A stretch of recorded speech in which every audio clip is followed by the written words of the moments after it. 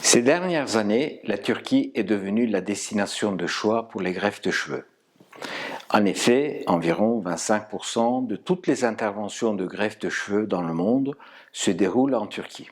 C'est bien, mais le problème est comment trouver et choisir le bon chirurgien et donc le bon interlocuteur pour votre greffe de cheveux afin d'être opéré en sécurité et avoir un bon résultat.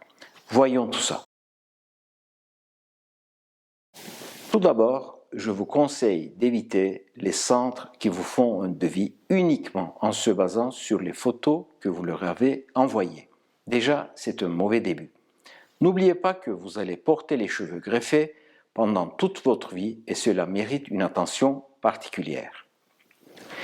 Choisissez un chirurgien capillaire qui va accepter de faire une visioconférence avec vous avant votre intervention. C'est mieux.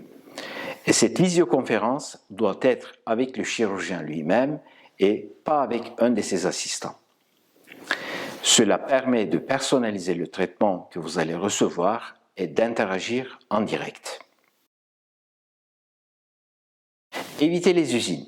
Sachez qu'énormément de centres de greffe de cheveux en Turquie traitent dans la même journée 5, 8, 10 ou beaucoup plus de patients. N'oubliez pas qu'un seul chirurgien capillaire ne peut pas être présent et être efficace sur un nombre aussi important de patients dans la même journée. C'est tout simplement impossible. D'autre part, une intervention de greffe de cheveux nécessite l'intervention d'une équipe qui épaule le chirurgien. S'il y a plusieurs équipes qui opèrent le même jour, sachez que le résultat obtenu pour chaque patient ne va pas être constant. Imaginons que vous venez à deux et que vous êtes opéré dans la même journée que votre ami.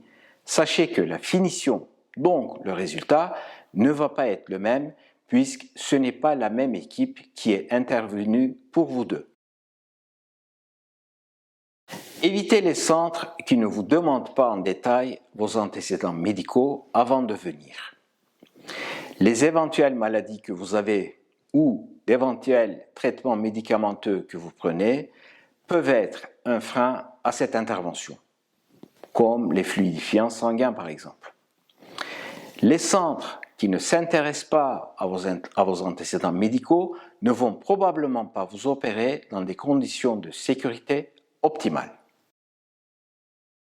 Avant chaque intervention, les prélèvements sanguins doivent être faits et l'intervention ne doit pas commencer avant que vos résultats sanguins soient révélés. Si on vous propose les prélèvements sanguins le matin de l'intervention et que l'intervention commence tôt le même jour, sachez que très probablement vous commencerez à être opéré avant que les résultats soient là. Il vaut mieux avoir les résultats sanguins la veille de l'intervention. Évitez la course au nombre de greffes. Pour des calvities étendues, 4500 à 5000 greffes en une seule séance n'est pas un plan réaliste et un nombre de greffes si important en une seule fois peut même abîmer à jamais votre zone donneuse. N'oubliez pas que votre site donneur est votre capital et il n'est malheureusement ni extensible ni renouvelable. Quelle que soit l'avancée de votre calvitie, 3200 à 3400 greffes maximum réalisées dans les règles de l'art en une seule séance peuvent donner des résultats satisfaisants. Si vous souhaitez un meilleur résultat, il vaut mieux prévoir une deuxième séance un an plus tard plutôt que de forcer inutilement la zone donneuse au cours de la première séance. N'oubliez jamais, ce n'est pas le nombre de greffes qu'on met, mais le nombre de greffes qui repoussent qui donne le bon résultat. Évitez les offres avec un prix anormalement bas. Même si l'offre peut vous paraître intéressante, sachez que probablement vous ne serez pas opéré dans des conditions de sécurité optimales et le résultat ne sera pas à la hauteur de vos attentes.